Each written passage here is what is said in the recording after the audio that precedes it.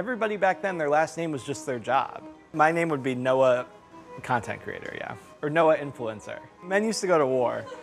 Now they make quail pie on YouTube.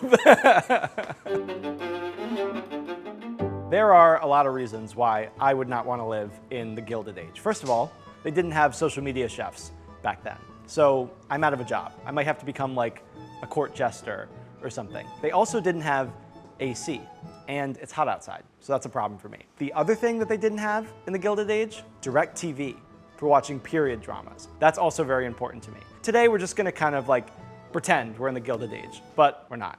We can still pretend. I did want to make a dish though that harkens back to an older time. You know, and back in the day, if you were having like a banquet or some kind of elaborate feast, game bird was definitely on the menu. And today we have quail. And I thought it would be fun to do a kind of show-stopping quail pie with a hot water pastry crust. We have the breasts that we're gonna fold into a filling with mushrooms and shallots, carrot, celery, aromatics, and then the legs, which we're gonna confit and incorporate as well. I'm gonna start by butchering these quail, which I haven't really done before today. But they look like little chickens. A little cut right there and kind of break it out like that. Doesn't that look like a kidney? I think we got a quail kidney, guys. They call this a chef snack. Okay, we'll set aside the crowns for a second. I have just a small pot of melted duck fat. This is essentially gonna be the same as like a duck confit, just using quail eggs. Seasoning with salt, and just slip them right into this melted fat. My guess is that this is gonna take anywhere from 1 to 2 hours. I just want these to basically get tender and shreddable. They're gonna cook very slowly in this fat. So we'll pop that in the oven. Now for the breast, just make a couple cuts up here and try to stay close to the bone. So once again, for the quail, it's nice to get just a slit on either side of the breastbone, and then you can just peel down with your knife. But I mean, this is a quail breast. It's not much, but you get enough quails. I'm just gonna lightly season each breast. That's a good looking fabrication there. I kind of want the filling for this pie to have a little bit of texture. So I think I'm gonna keep these breasts whole and just lightly saute them, take them off the heat, build the filling, and just fold them in lightly at the end so that they don't overcook. And that later when everything bakes together in the pie crust, everything stays moist and juicy. And I just don't want to hammer these. I don't know what they were cooking with back then, but it probably looked something like this.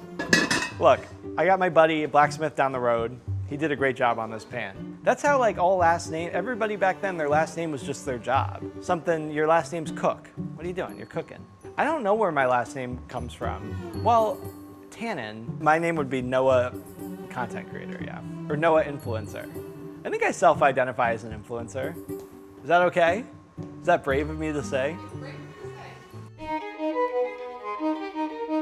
One of the hardest things I have to tackle is getting my friends to decide on what we should watch when we all get together. Well, why can't we watch what we always watch?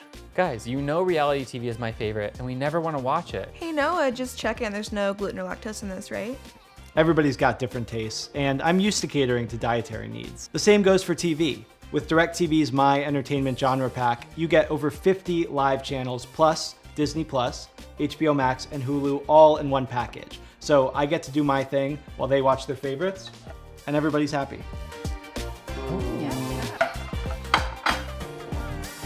It's dinner and a show, for whatever mood you're in.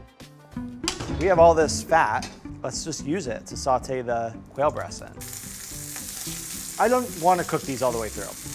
This is going to be a very quick sear. I don't want to cook these all the way through. Little sear, little color, little crisp. So I feel like I could be wrong, but because I wasn't there. But back in the day, I feel like people maybe ate a little bit less meat because it was so precious. You might have like, yeah, you're having a quail pie because you're rich and you can afford it, but you're still gonna pad it out with something. I wanna add these like big chunky mushrooms just to give a little bit more variety, a little bit more texture to our filling. To the pan that we just cooked our quail in, I'm gonna add these mushrooms. Feels wrong to not add a little bit of butter to mushrooms. Now we go in with a pinch of salt and some other aromatics, carrots, celery, shallots, more salt. This is what we in the business call a bouquet garni. Ever heard of her? My bouquet garni is composed of thyme and rosemary. And you might be asking yourself, where's the garlic? Noah, be patient. I just came up with this really interesting and unique flavor combination. If you take shallots and carrots and celery and maybe a bouquet garni of thyme and rosemary, and then if you add garlic to that, you know, it's actually like you wouldn't expect it to work, but it kind of does.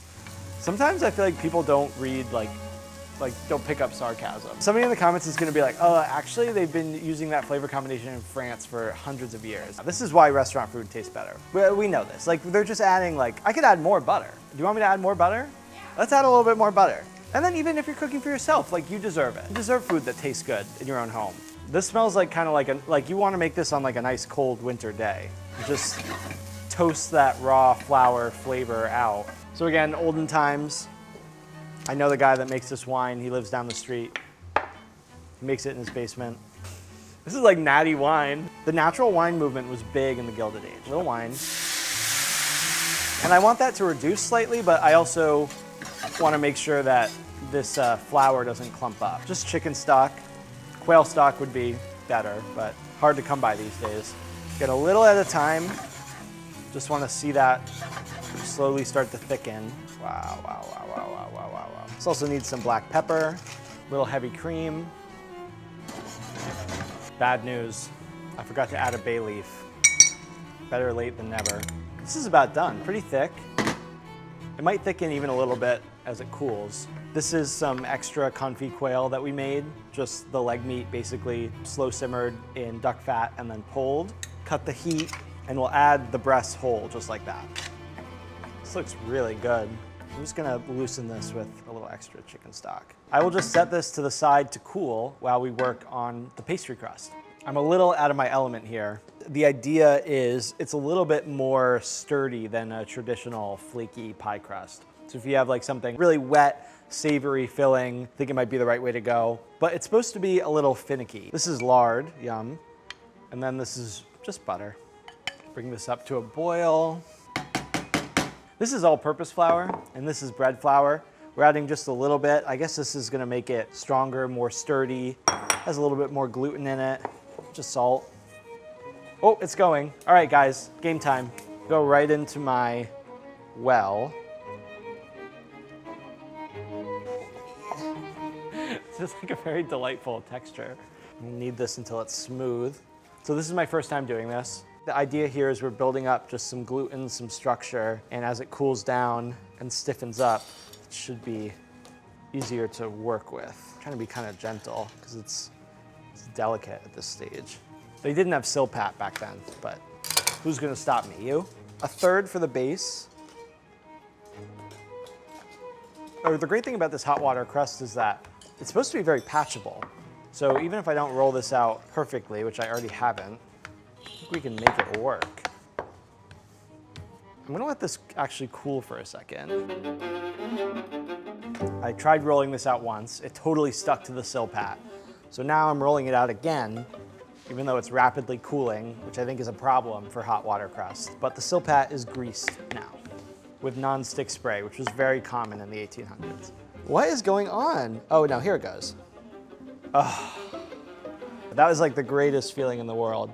If it crumbles a little bit, it's just not the end of the world. It's a very patchable dough. Just clean up the top, do my best. We have our bottom crust, a little rough, but it'll work. And then the filling, which has completely cooled in the fridge. So before we get to work on, closing this up and getting it in the oven, we'll just add the filling right into the bottom crust.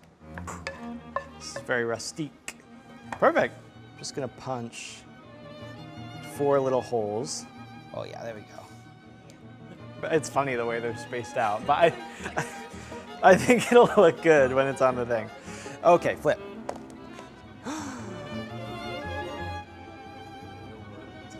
Yes. Now, these are the confit quail from earlier. I think what we can do, my thought process here, is very delicately and decoratively. I mean, do you think it'll fit right in? Oh yeah, just stick it right in like that. Oh, that's crazy. Look, I feel like it's just an interesting presentation. It's cool. It just like reminds you what you're eating. Just a little decoration, make this look nice. I have this kind of scalloped cookie cutter, 4 pieces like that, and then cut out a little hole. And just try. Should I put the little circles around just as decoration? Like that. I have these holes, but I don't really have a steam vent in the crust, so I'll literally just go like that in the middle. Give this a really quick egg wash, just for that golden color. I'll pop this in the oven for maybe 40 minutes. We'll check on it and see how it comes out. Imagine this. You're invited to dinner and a show in the Gilded Age. Well, it might look a little something like this, but now you're nervous. You're a street urchin or a newsie. This is a pretty high-class event. Maybe you need to brush up on some etiquette. One of my producers printed out this list of Gilded Age dining etiquette rules. I think it might be a dig. In 19th century New York, getting dressed for dinner was a requirement among the wealthy. Well, I hope you would be wearing clothes. Gilded Age dinners were elaborate, multi-course affairs. We only have 1 course today. Sorry about that. The concept of etiquette in general is like of secret rules that if you're in a certain class of person, you know those rules. But who cares which way you pass the wine, which way you pass the food? It doesn't matter. It just is a way of like differentiating and being like, oh, that guy is not one of us. Anyway, everything is passed from the left except wine, which is offered from the right. Is this antiquated? That's not a thing anymore. Because some of these I think have persevered, but not that one. That's silly. There's a section on soup rules. First rule of soup is you must accept the soup even if you don't eat it, which why? Soup to waste, bad. You must not ask for seconds as it's only a prelude to the main course. I understand that. You don't want to be greedy with your soup. And then this I don't understand at all. Eat from the side of the spoon, not the tip. The side and never the tip. I sense no real advantage. If wine was served, the pairing etiquette was as follows. No, this is what I love about like old meals. I do like the idea of like you have a coursed out meal. You have soup, a fish dish, a roast dish, a game meat dish, and then dessert. And each dish gets its own wine pairing. With soup, you have sherry. With fish, you have like a chablis. With roast, you might have champagne. With your game, you might have something kind of like sweet and round, like a port. And then dessert, you might have a little bit more sherry, or again, like a fortified dessert wine. So I like that. I try to implement that, like a sequence of drinks, you know? That's good stuff.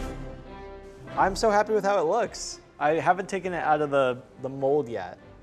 I'm a little afraid. But I'm gonna try to unmold this, and hopefully that hot water crust holds together. It is looking like and feeling pretty sturdy. Ta-da!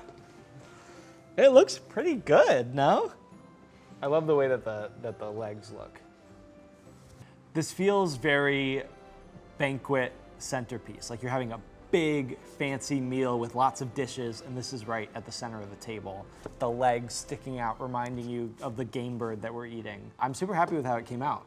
It looks gorgeous. Well, thank you guys for watching another episode of Noah Tackles. We totally tackled this quail pie. Very exciting episode. I'm gonna dig in, have a bite, see how this came out. It smells really good. It's delicious. Of course it's good. Let me get a big chunk of quail.